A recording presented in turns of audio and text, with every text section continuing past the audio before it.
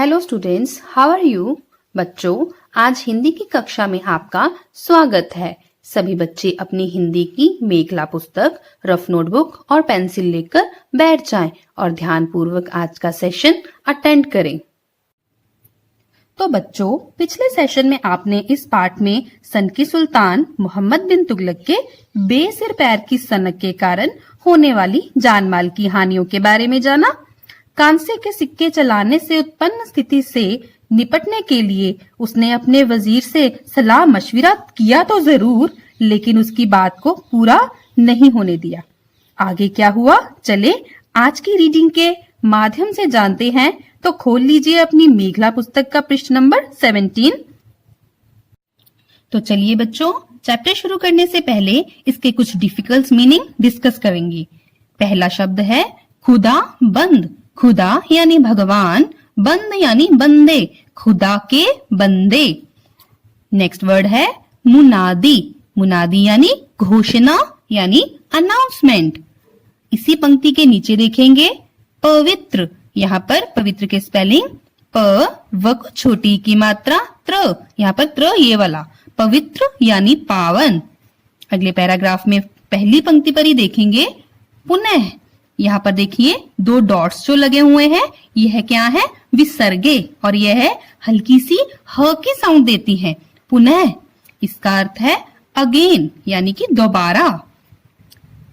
Next line में देखेंगे प्रक्रिया। बेटा यहाँ पर प्रक्रिया में प के पैर में भी र है और क के पैर में भी र है और छोटी ई की मात्रा य को आ, प्रक्रिया यानी प्रोसेस। अगला वर्ड है खोखली यानी खाली। नेक्स्ट वर्ड है स्वयं यानी कि खुद। बेटा यहाँ पर हम स्वयं के स्पेलिंग देखेंगे, आधा स व य के ऊपर बिंदी। बेटा जब शब्द के लास्ट वाले वर्ण के ऊपर बिंदी हो तो वह म की साउंड निकालता है, यानी कि स्वयं। क्लियर हो गया? तो चलिए बच्चों रीडिंग करते हैं। किंतु खुदा बंद वजीर ने डरते डरते कुछ कहना चाहा, यानी राजा का जो वजीर था वह डरते डरते राज्य की हुई हानि के बारे में बताने के लिए राजा के पास आया।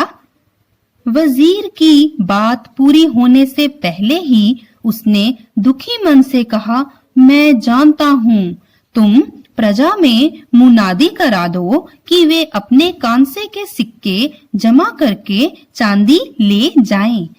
इंसान के लिए तांबा कांसा पवित्र हो सकता है, किंतु चांदी व सोने की तुलना में कीमती नहीं।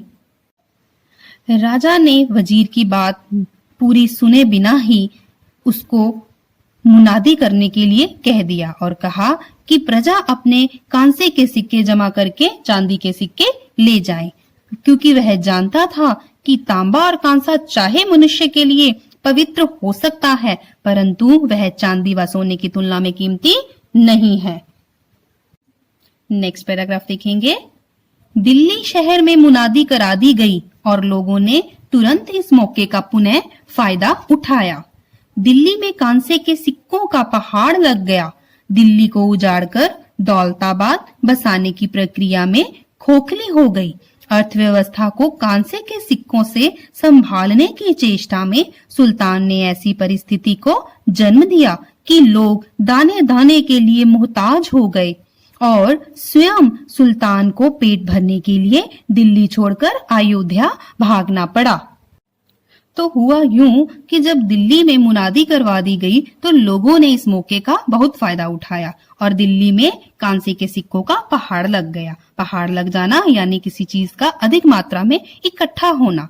तो अर्थव्यवस्था को कांसे के सिक्कों से संभालने की चेष्टा में सुल्तान ने ऐसी परिस्थिति को जन्म दे दिया कि लोग दाने दाने के लिए मुहताज हो गए, यानी कि लोग बहुत ही लाचार हो गए। बेटा ये एक मुहावरा है। और स्वयं सुल्तान को पेट भरने के लिए यानी अपना गुजारा करने के लिए दिल्ली छोड़कर अयोध्या जाना पड़ा।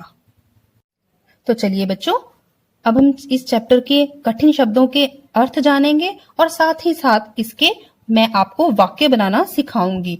बेटा सैंपल के तौर पर मैं आपको इसके वाक्य जरूर बनाकर बताऊंगी, लेकिन आपने अपनी शब्दावली का प्रयोग करते हुए स्वरचित वाक्य बनाने हैं और हर बच्चे का अपना अलग वाक्य होना चाहिए। तो पहला शब्द है हुक्म। ह को छोटे उ की मात्रा, आधा क म, हुक्म यानी कि आदेश। तो इसका वाक्य बन सकता है, मालिक ने नौकर को हुक्म दिया कि तुरंत सारा अनाज गोदाम में पहुंचा दिया जाए। ठीक है, तो आप इसी तरह अन्य और वाक्य बना सकते हैं। अगला वर्ड है फरमान।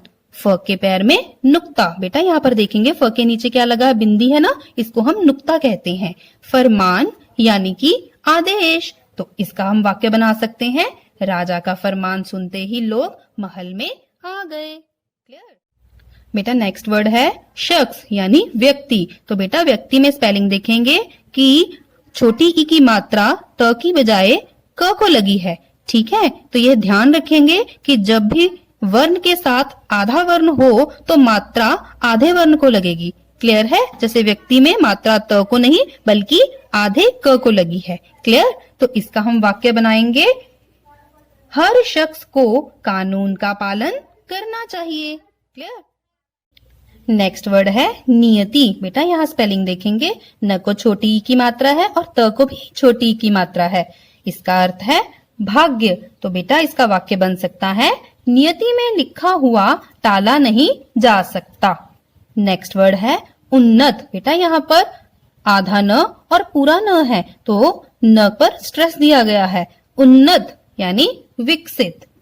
देश को उन्नत बनाने के लिए नौजवानों का योगदान अवश्य है। क्लियर? तो नेक्स्ट वर्ड है नजारा। यहाँ पर जेड वाला साउंड आएगा, नजारा।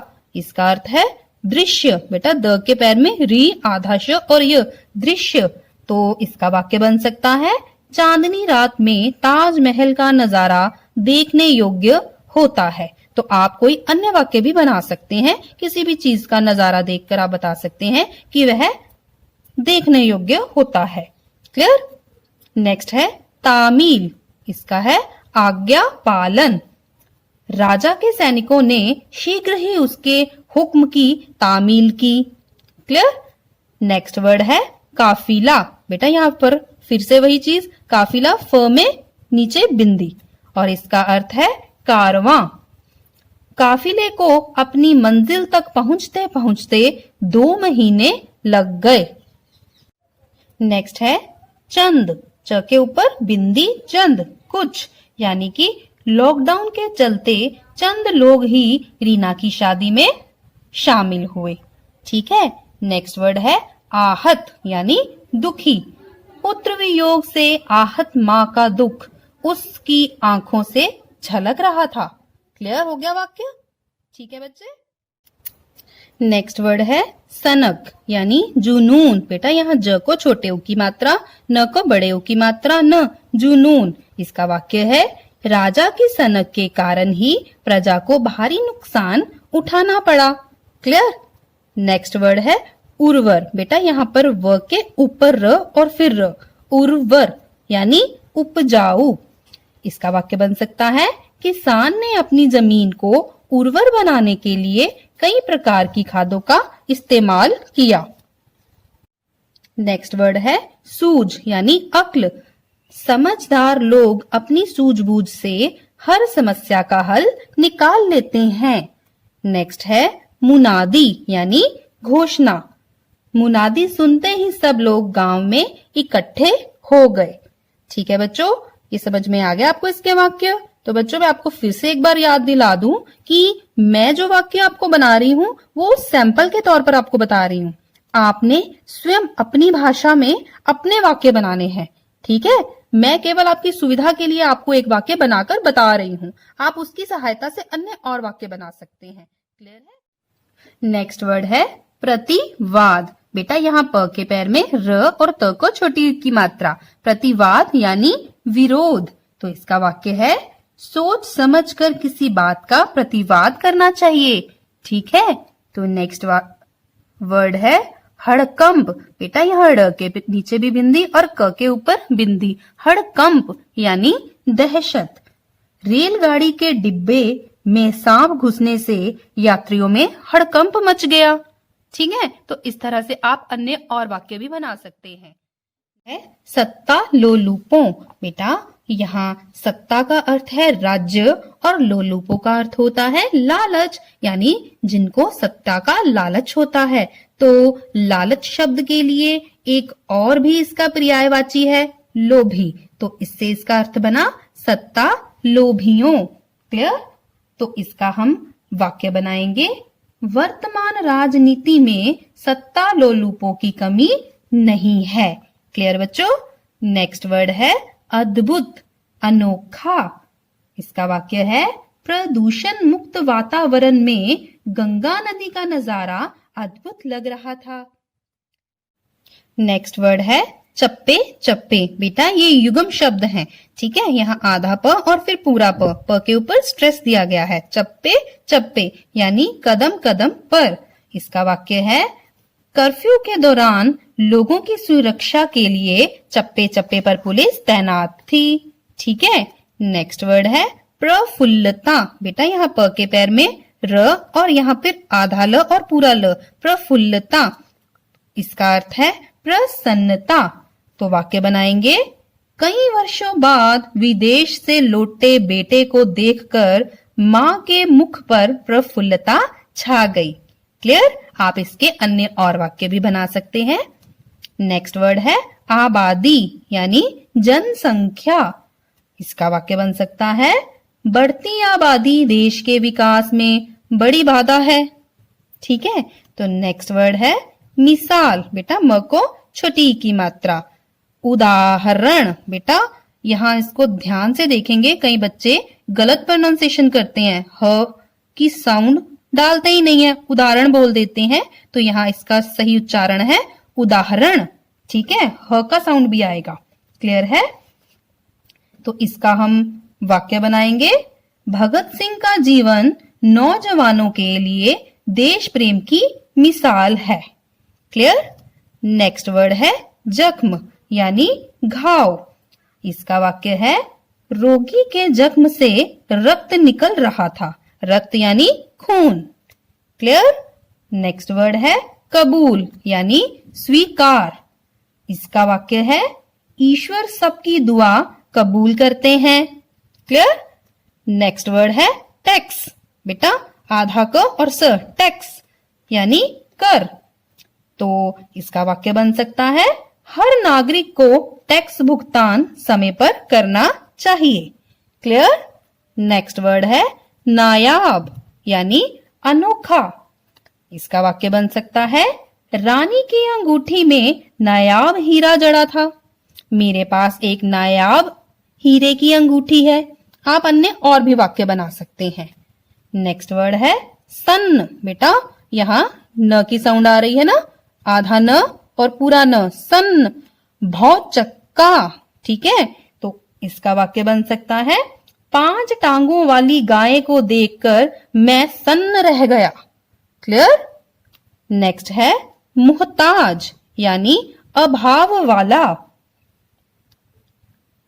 इसका वाक्य बनेगा, नौकरी चले जाने के कारण राम प्रकाश दाने दाने के लिए मुहताज हो गया। क्लियर बच्चों? अब मैं आशा करती हूँ कि आप सबको इसके वाक्य समझ में आ गए होंगे। तो बेटा आपको एक बार फिर से मैं बता दूं कि मैंने जो वाक्य बताए हैं ये केवल सैंपल के तौर पर बताए हैं। आपने अपनी भाषा का प्रयोग करते हुए यानी अपनी शब्दावली का प्रयोग करते हुए स्वरचित वाक्य बनाने हैं और हर बच्चे का अलग अलग वाक्य होना चाहिए। ठीक है बच्चों? हाँ तो बच्चों, पूरा पाठ जहाँ हमें इतिहास के एक सनकी बादशाह के नासमझी भरे फैसलों से होने वाली हानियों की जानकारी दे गया, वहीं हमें यह भी शिक्षा दे गया कि किसी सकारात्मक यानी पॉजिटिव धुन का होना पैशन कहलाता है, लेकिन नकारात्मक यानी नेगेटिव बावलापन सनक कहलाता है, जिससे हमें सबको दूर रहना चाहिए। क्लियर है बच्चों? तो बच्चों अब मैं आशा करती हूँ कि आपको सन की सुल्तान मोहम्मद बिन तुगलक चैप्टर अच्छे से समझ में आ गया होगा। पाठ की दोहराई करना मत भूलना और डिफिकल्ट वर्ड्स स्पेलिंग की भी प्रैक्टिस करते रहना। घर में रहें, स्वस्थ रहें। अगले सेशन तक गुड बाय।